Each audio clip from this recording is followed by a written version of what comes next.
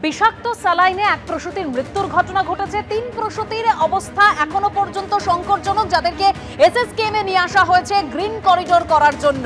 এখন তাদের শারীরিক পরিস্থিতির কি খবর পাওয়া যাচ্ছে, সরাসরি চলে যাব।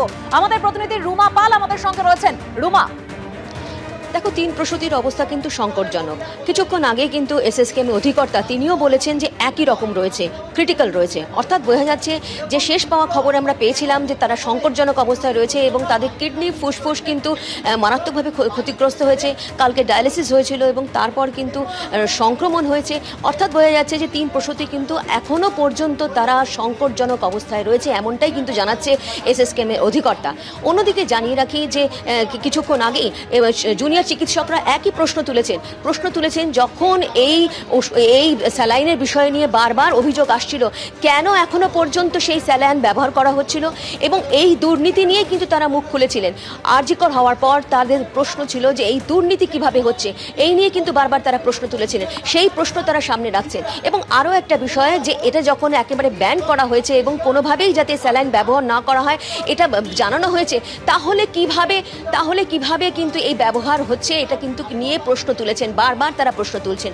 অন্যদিকে 3 প্রসূতি কিন্তু রবিবারই তাদেরকে ভর্তি করা হয়েছে এবং তাদের অবস্থা সংকটজনক একেবারে। রুমা, এখনো পর্যন্ত যা খবর পাওয়া যাচ্ছে যে এই যে 3 প্রসূতিকে এসএসকেএম এ নিয়ে আসা হয়েছে তাদের অবস্থা এখনো সংকটজনক, কিন্তু এই যে নিষিদ্ধ বিতর্কিত আরএল স্যালাইন, তার বিকল্প কি? তুফানগঞ্জ হাসপাতালে স্যালাইনের সংকট দেখা দিয়েছে। বাইরে থেকে স্যালাইন কিনতে হচ্ছে রোগীর পরিজনদের। হাসপাতাল থেকেই বাইরে থেকে কিনে আনতে বলার অভিযোগ এবার সামনে আসছে। বিস্তারিত জানবো, সরাসরি রয়েছেন আমাদের প্রতিনিধি শুভেন্দু ভট্টাচার্য। শুভেন্দু, যে রোগী ভর্তি হয়েছে, রোগীর পরিজনরা যারা রয়েছেন তাদেরকে একেবারে বাইরে থেকে স্যালাইন কিনে আনতে বলা হচ্ছে।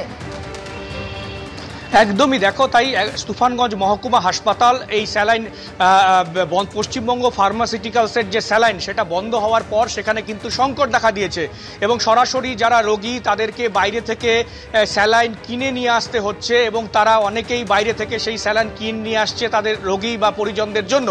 এবং এই ঘটনাকে কেন্দ্র করে ইতিমধ্যেই কিন্তু বিতর্ক দেখা দিয়েছে, যেটা জেলা মুখ্য স্বাস্থ্য আধিকারিক তিনি যেটা জানিয়েছেন যে প্রত্যেকটা হাসপাতালে যথেষ্ট পরিমাণ অন্য কোম্পানির স্যালাইন মজুদ রয়েছে, তা সত্ত্বেও কেন তুফানগঞ্জ মহকুমা হাসপাতালে বাইরে থেকে স্যালাইন কিনে আনতে হলো সেটা তিনি দেখবেন এবং এই বিষয়ে সুপারের সাথে কথা বলবেন।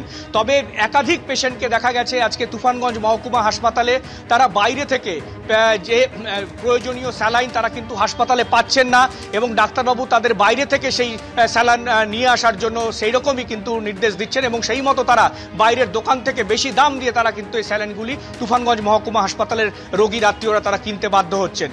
ধন্যবাদ শুভেন্দু।